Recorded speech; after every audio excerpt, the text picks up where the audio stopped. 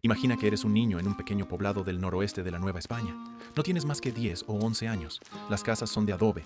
El agua llega cuando puede y los días pasan entre correr descalzo, ayudar a traer leña y escuchar a los adultos hablar de cosas que tú no entiendes del todo. Sequías, escasez, soldados que pasan. Una tarde, mientras juegas en la calle con tu amigo Sebastián, notas que él se cansa más rápido. Se toca la frente. Dice que le arde todo. Al día siguiente, su casa está cerrada. Nadie entra. Nadie sale. Los adultos murmuran. Las mujeres se persignan. Y tú apenas alcanzas a verlo por la rendija de la puerta. Acostado, cubierto hasta el cuello, temblando. Pasan 3 días y entonces lo escuchas, el llanto de su madre. No te dejan acercarte.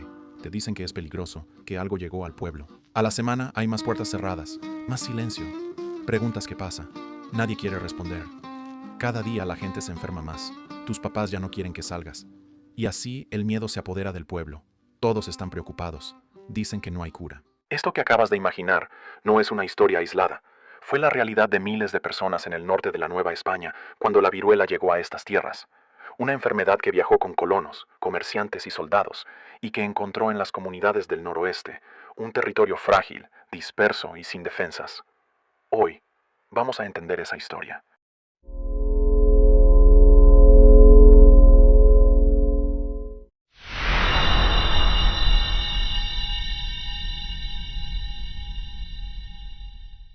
Bienvenidos a Voces de la Historia, un espacio donde exploramos los momentos que marcaron la historia de México y su transformación a través del tiempo. En este episodio hablaremos de la viruela en el noroeste de la Nueva España, una epidemia que cambió vidas, borró comunidades completas y alteró la política, la economía y la vida cotidiana en una región marcada por la distancia y la precariedad. Esta no es solo una revisión histórica, es una mirada crítica a cómo se movía una enfermedad antes de que existieran vacunas, campañas públicas y sistemas de salud. La viruela es una enfermedad causada por un virus del género Orthopoxvirus. Pero para entender su impacto, no basta con decir eso. Lo importante es esto. Era altamente contagiosa, se transmitía por el aire, por contacto cercano y por objetos contaminados. Se reconocía por fiebre intensa, dolor muscular, debilidad y después, por lesiones en la piel que progresaban rápidamente. En sus epidemias más fuertes, la mortalidad podía superar el 30%. En lugares pobres, aislados o sin atención médica, podía ser aún peor. Cuando la viruela llegó a América con los europeos, el impacto fue devastador. Y aunque las primeras epidemias ocurrieron desde el siglo XVI, el norte del virreinato siguió siendo vulnerable durante los siglos XVIII y XIX, cuando seguían llegando nuevas oleadas desde el centro del país y desde las rutas marítimas. Aquí está el punto clave. La viruela no solo enfermaba, interrumpía la vida. El comercio dejaba de circular. Las misiones quedaban vacías. Los pueblos cerraban sus puertas y los caminos quedaban silenciosos. La viruela entró al continente con los primeros contactos europeos. Pero su llegada al noroeste, Sonora, Sinaloa, las provincias internas, los pueblos del desierto, las misiones jesuitas y franciscanas, tuvo dinámicas particulares. Las rutas eran largas. Los pueblos estaban separados por kilómetros de desierto. Los soldados viajaban de presidio en presidio. Los comerciantes pasaban por caminos irregulares. Las misiones recibían grupos de indígenas de regiones distintas. Cada movimiento humano era un vehículo. Las primeras grandes olas hacia el norte se documentan a finales del siglo XVIII, pero durante las primeras décadas del siglo XIX, el movimiento militar por la guerra de independencia y el reacomodo político empujaron nuevas oleadas hacia regiones que antes habían quedado un poco aisladas. La distancia no salvó al norte, la distancia retrasó lo inevitable. Como dice uno de los textos del documento, la enfermedad avanzó siguiendo las mismas rutas que los hombres, misiones, presidios y caminos de intercambio. En 1790, esa calma terminó. La viruela entró por las rutas que conectaban el centro del virreinato con las provincias internas. Primero fueron rumores, soldados que llegaban con fiebre o comerciantes que parecían agotados. Después, la evidencia se volvió imposible de ignorar. En los registros de la época aparecen las primeras descripciones: fiebre alta, dolor intenso, debilidad que quebraba el cuerpo, y días después, las marcas en la piel. Los misioneros escribieron que algunos enfermos no podían abrir los ojos por la hinchazón y que otros no podían beber sin que el agua les ardiera. En los pueblos más pequeños, la epidemia no llegaba como ola, sino como incendio. Una familia enfermaba, luego la de al lado, y antes de que las personas entendieran lo que sucedía, el pueblo se convertía en un caos. Las cifras no siempre son exactas, pero los documentos coinciden en algo. La mortandad fue enorme, especialmente entre grupos indígenas que nunca habían tenido contacto previo con la enfermedad. En algunos lugares moría más de la mitad de los que enfermaban. En otros, pueblos enteros dejaron de aparecer en los informes. No había suficientes hospitales y mucho menos médicos. Muchas veces, la única ruta fue aislar. Las puertas eran cerradas, los caminos se evitaban. La opción más viable era dejar que la enfermedad siguiera su curso, o eso parecía. Las cartas de soldados y religiosos lo describen con crudeza. Los campos estaban sin sembrar. Nadie se veía en los caminos. Ya era más frecuente escuchar campanas anunciando la muerte de más personas, y los niños quedaban solos cuando sus padres desaparecían. La epidemia de finales del siglo XVIII dejó una huella profunda, y aunque con el tiempo pareció disminuir, en realidad solo se escondió, esperando el siguiente movimiento humano que la empujara hacia otro lugar. El norte nunca quedó libre, solo quedó en pausa. A inicios del siglo XIX, en Europa ocurrió algo que cambiaría para siempre la historia de la medicina. Edward Jenner desarrolló la primera vacuna contra la viruela. Su descubrimiento era simple y revolucionario. Si se inoculaba a una persona con el virus de la viruela vacuna, menos mortal, esa persona quedaba protegida contra la viruela humana. Pero si traer una idea desde Inglaterra hasta México ya era difícil. Llevarla al noroeste del virreinato era casi impensable. La vacuna no podía viajar en frascos. No existía la refrigeración. No existían los métodos de conservación actuales, así que se movía de brazo a brazo. Literalmente, un niño vacunado desarrollaba una pústula con el virus activo. Esa pústula se raspaba y se aplicaba a otro niño. Ese niño después a otro. Y así, la protección avanzaba como una cadena humana que cruzaba océanos, puertos, caminos, montañas y desiertos. La famosa Expedición Balmis, la encargada de llevar la vacuna a América, logró distribuirla en buena parte del territorio. Pero cuando se trató del norte, surgieron los problemas de siempre. Distancias enormes, pueblos aislados, conflictos armados, comunidades que no confiaban en los colonizadores, presidios con recursos mínimos y un clima que hacía los viajes lentos y peligrosos. En algunos lugares la vacuna llegó, en otros llegó tarde, en otros nunca llegó. Los documentos del noroeste mencionan intentos de campañas locales, curanderos, misioneros y militares que trataban de replicar la inoculación siguiendo las instrucciones europeas. A veces funcionaba, a veces no. Como dice una de las fuentes del texto, la esperanza avanzaba a la misma velocidad que los caminos del norte, lenta, irregular y llena de obstáculos. Aún así, donde la vacuna logró establecerse, la mortalidad bajó, y ese contraste se volvió evidente. Pueblos vacunados resistían, pueblos sin vacuna. No, fue un cambio histórico, pero incompleto. Una victoria que dependía de personas, no de frascos, y que podía interrumpirse con una tormenta, un ataque, un retén o un simple retraso en el camino. En otras palabras, la vacuna era una luz, pero en el noroeste, esa luz avanzaba con dificultad.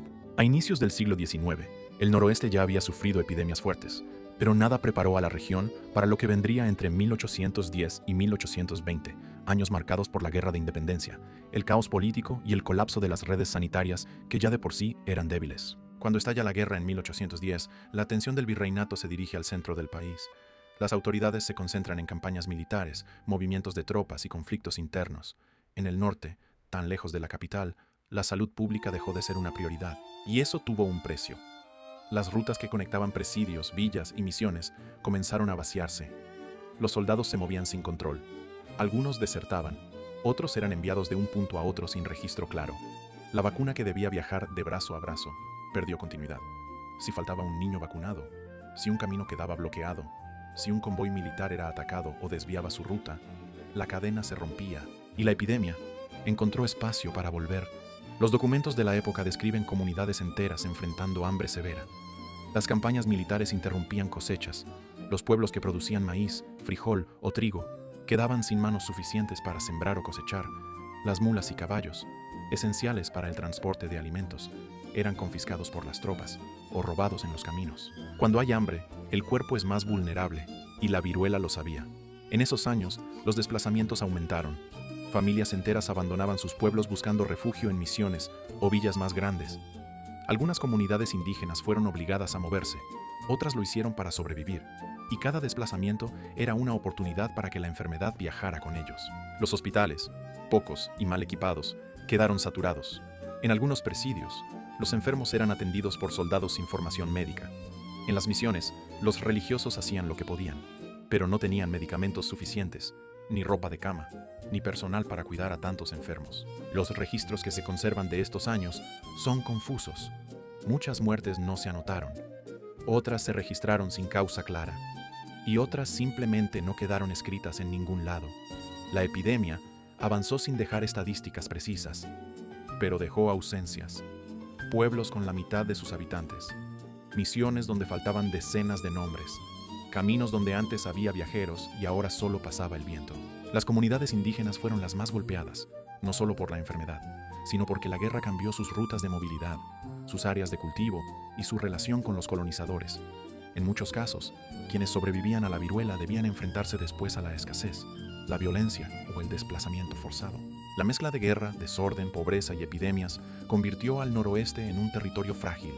El control sanitario prácticamente desapareció, y la viruela, que requería vigilancia, vacunación constante y coordinación, encontró el escenario perfecto para expandirse sin resistencia. La década de 1810 a 1820 dejó una herida profunda, una década en la que el país luchaba por independizarse, mientras miles de personas en el norte combatían otra batalla, sobrevivir a una enfermedad que no ofrecía tregua. Mientras los políticos discutían constituciones y batallas, en los pueblos del noroeste se mantenía la angustia de no saber quién será el siguiente, o si serías tú. La historia de la viruela en el noroeste de la Nueva España no es un simple recuerdo del pasado. Es una advertencia, un mapa antiguo que, si lo observamos con cuidado, revela patrones que siguen apareciendo en cada epidemia moderna. Las enfermedades no son solo microorganismos, son fenómenos sociales que exponen, con precisión cruel, dónde están las grietas de una comunidad. En los siglos XVIII y XIX, esas grietas eran claras. Territorios dispersos, pueblos aislados, caminos peligrosos, escasez crónica de médicos, falta de coordinación entre autoridades coloniales, religiosas y militares, y sobre todo, una población que vivía en condiciones precarias, donde la supervivencia diaria ya era un desafío incluso antes de que llegara una enfermedad nueva. Cuando analizamos este periodo, entendemos algo fundamental. Las epidemias no avanzan por casualidad, avanzan por estructura. En ese entonces, la estructura era débil, y la viruela lo aprovechó. La movilidad humana, a pie, a caballo, en caravanas pequeñas, fue su medio de transporte. Los presidios, los mercados, los caminos interregionales, las misiones, todos funcionaron como eslabones. Donde había gente, había riesgo. Donde había contacto, había contagio. Ese principio sigue intacto hoy, aunque el mundo se haya acelerado. Ahora los virus viajan en vuelos internacionales, en conglomerados urbanos, en trenes, en autobuses. Nuestras rutas son más rápidas, pero la lógica es la misma. El impacto de la viruela fue más profundo entre quienes tenían menos defensas, los pueblos indígenas que no habían tenido contacto previo con la enfermedad, las familias que no podían abandonar sus casas, las regiones donde el alimento escaseaba, los trabajadores que no podían permitirse dejar de laborar. Hoy, siglos después, seguimos viendo cómo las enfermedades afectan con más fuerza a los grupos marginados.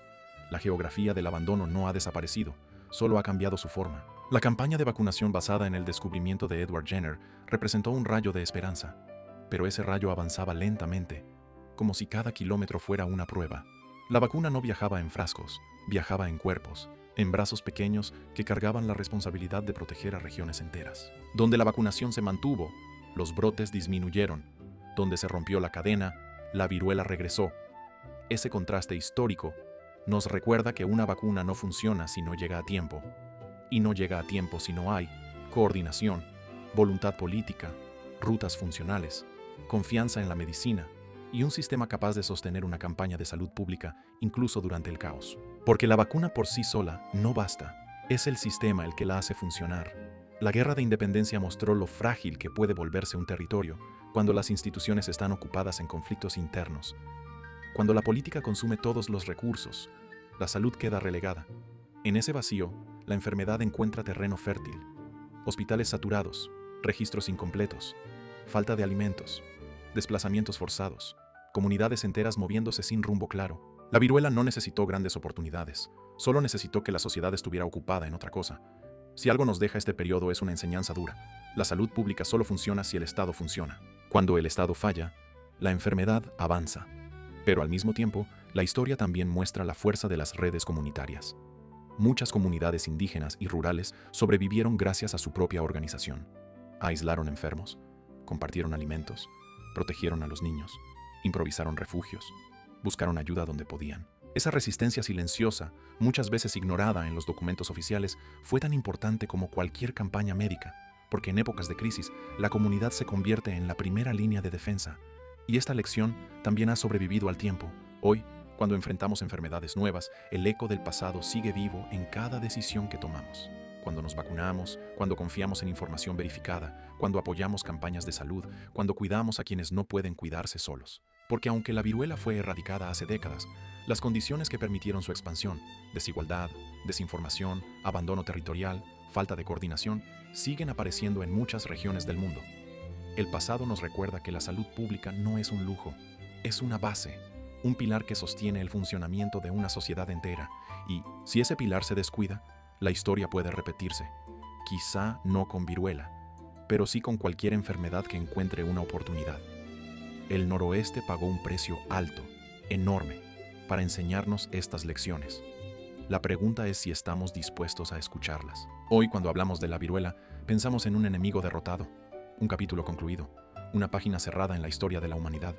Pero las páginas cerradas también dejan marcas, y las de la viruela son profundas. Si uno camina por antiguas rutas del noroeste, puede imaginar el silencio que quedó después de los brotes, casas abandonadas, campos sin sembrar, nombres que desaparecieron de los registros porque nadie pudo anotarlos, pequeñas comunidades que tuvieron que reconstruirse desde el vacío.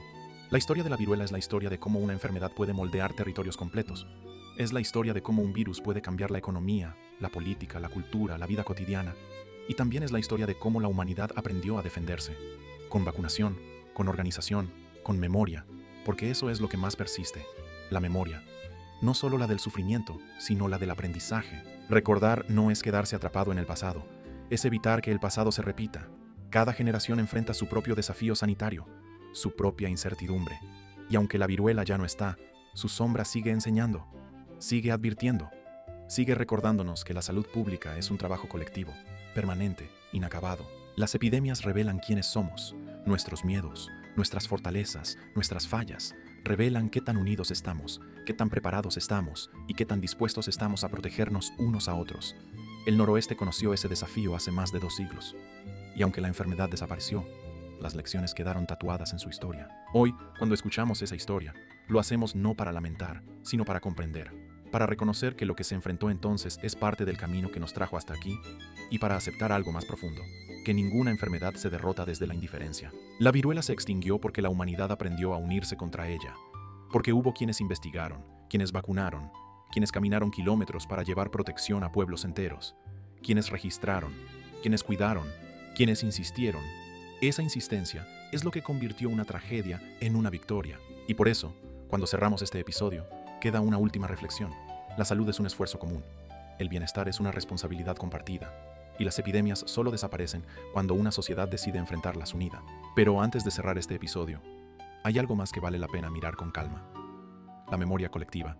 Las epidemias no solo dejan cifras, dejan hábitos, dejan actitudes, dejan maneras de reaccionar frente al miedo. Después de la viruela, muchas comunidades del noroeste comenzaron a desconfiar menos de la medicina externa y a valorar más las campañas de vacunación.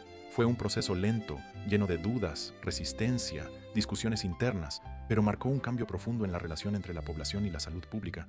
También transformó las ideas sobre responsabilidad comunitaria. Cuando alguien enfermaba, no se trataba solo de un problema individual, era un riesgo compartido. Un asunto que podía cambiar el futuro de todo un pueblo. Ese entendimiento sigue siendo uno de los legados más importantes que dejó la viruela en el norte, y hoy, siglos después, vuelve a resonar. Cuando un grupo queda desprotegido, todos quedan expuestos. Cuando la información no llega, el miedo llega primero. Cuando las instituciones fallan, la enfermedad encuentra camino. Por eso recordar lo que pasó no es opcional, es una herramienta para enfrentar lo que viene. La historia del noroeste revela otra verdad silenciosa. La fortaleza de una sociedad no se mide por su riqueza ni por su tamaño, sino por su capacidad de cuidarse mutuamente en los momentos más difíciles. Las comunidades que sobrevivieron no fueron las más grandes.